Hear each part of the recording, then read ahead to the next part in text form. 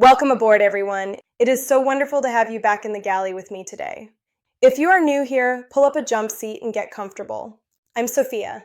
I have been a flight attendant for over 15 years, flying affectionately across the United States and to nearly every corner of the globe. I have served millions of cups of coffee, I have held the hands of nervous flyers during turbulence, and I have stood at the boarding door watching thousands of people shuffle past me every single day.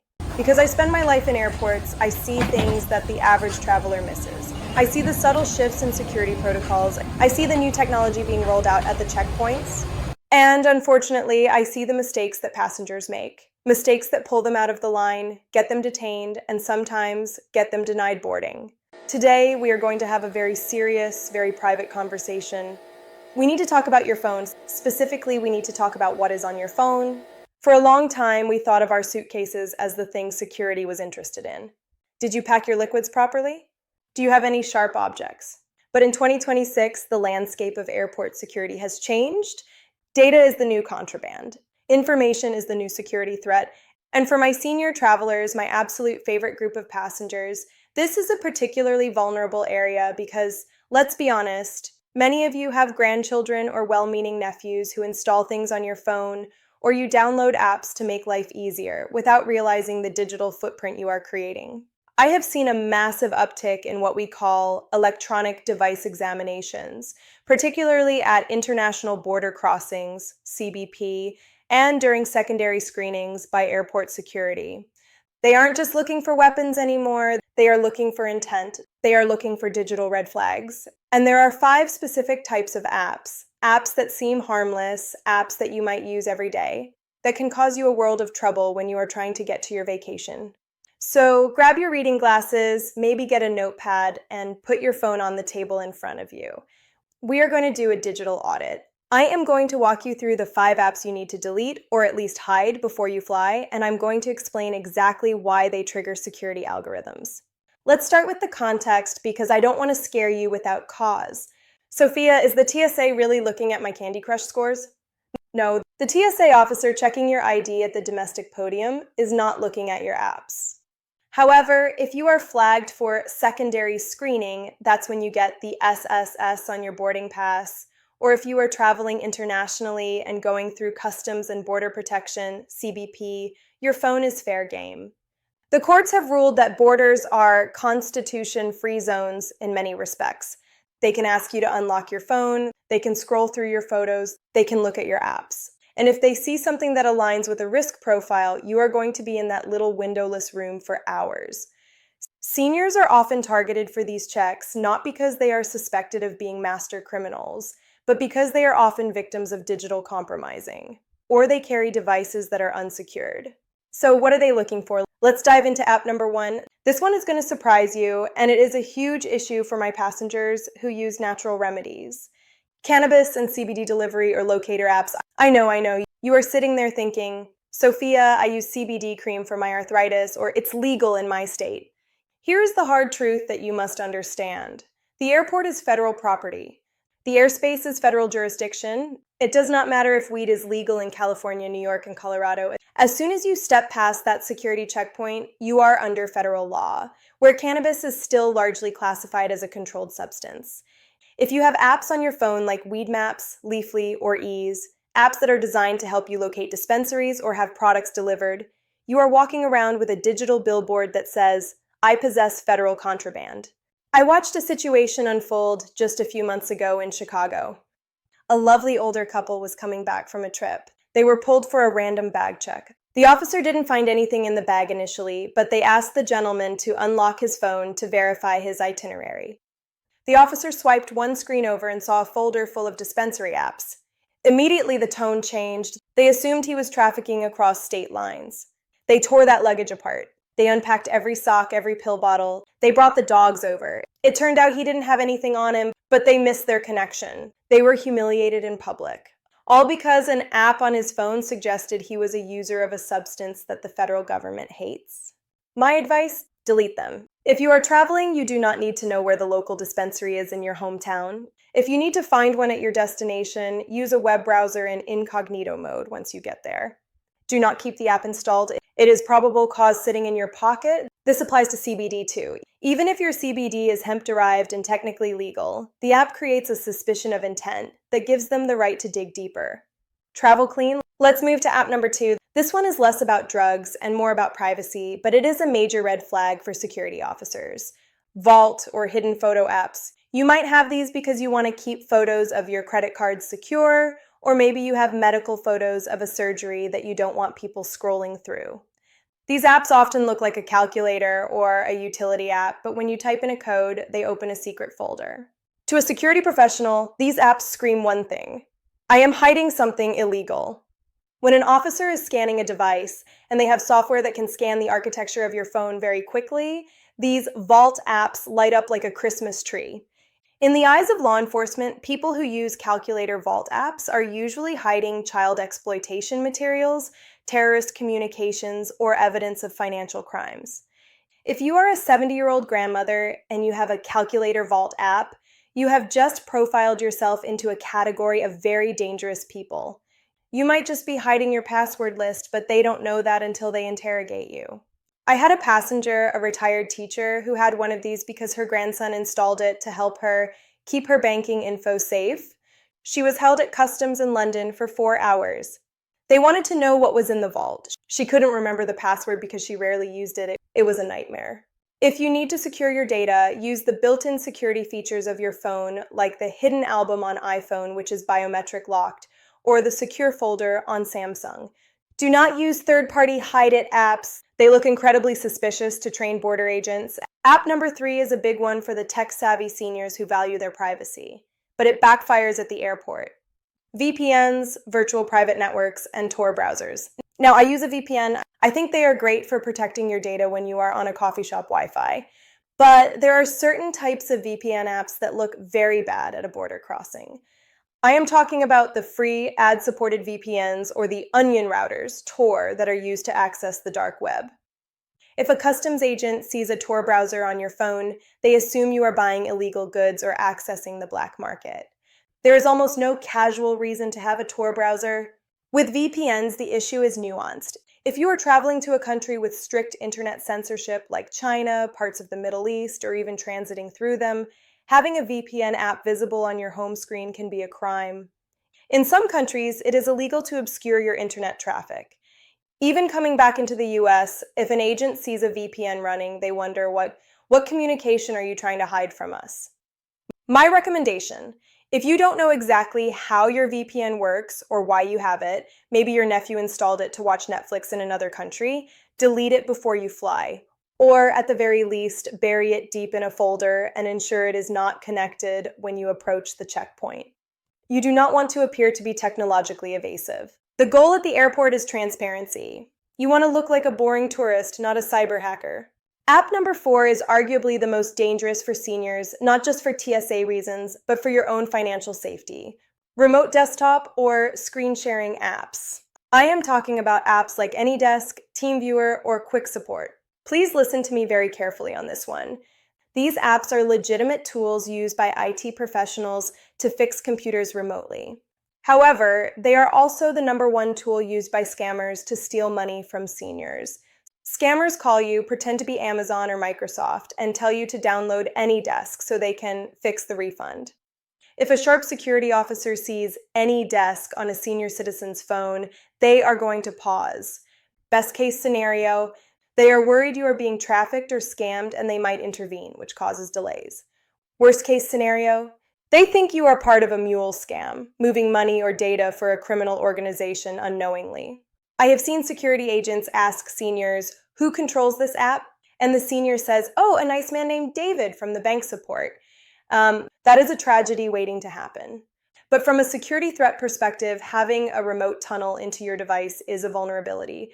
If you have these apps on your phone and you are not an IT professional who uses them for work, delete them right now. Pause the video and check.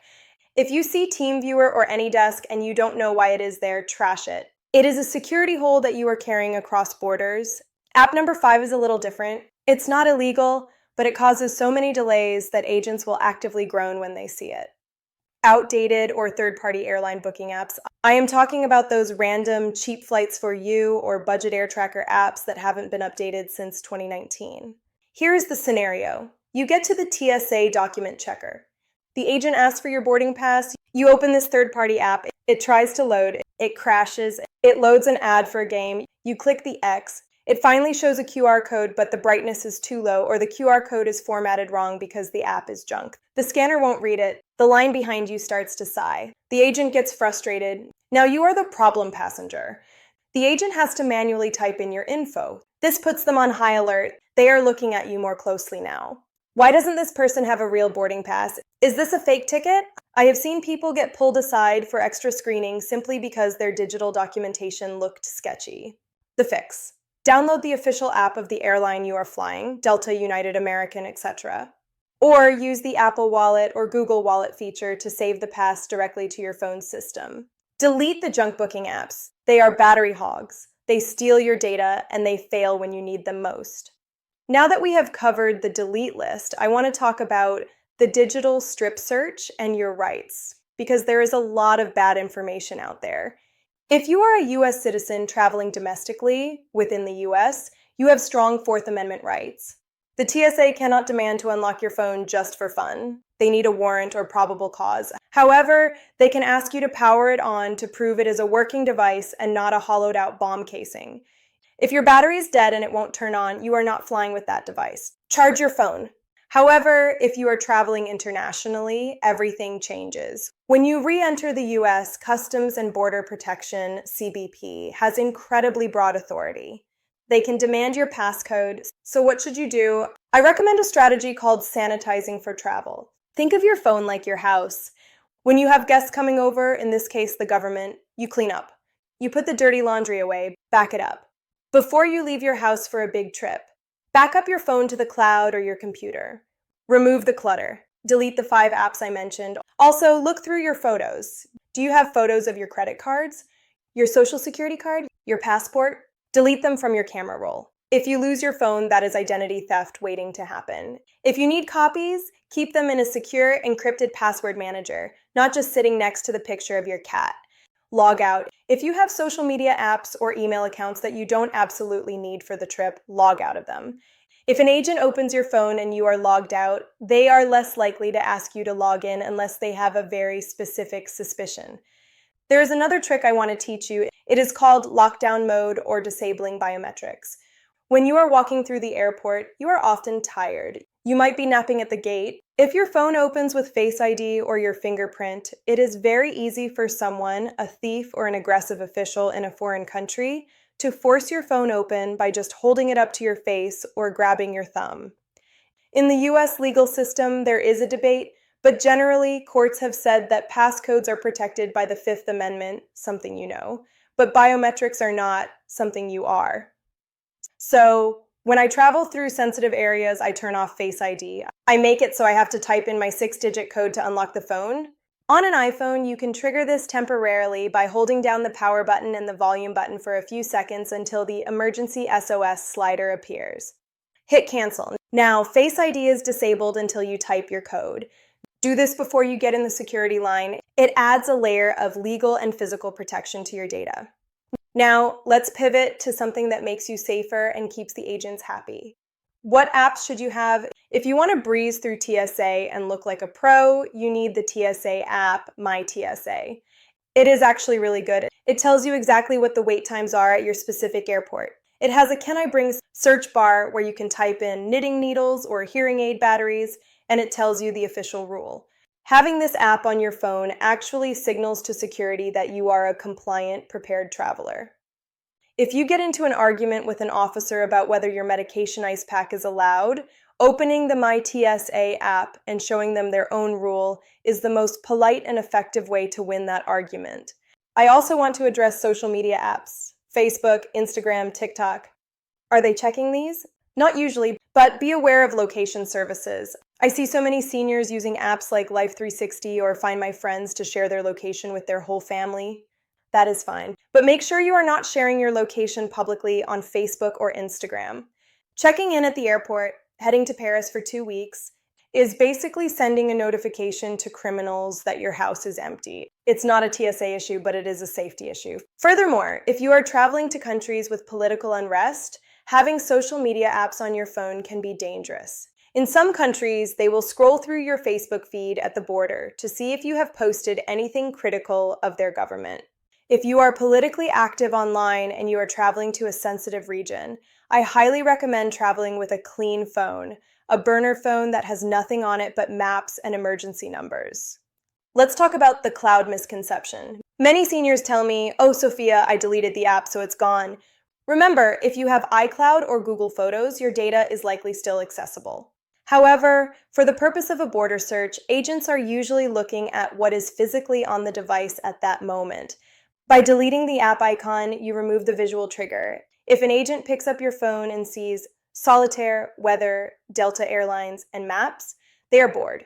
They put it down. You move on. If they pick it up and see Vault 66, Tor Browser, Weed Maps, and AnyDesk, they are intrigued. They start digging. The goal of travel safety is to be boring. Be the most boring digital person they have ever met.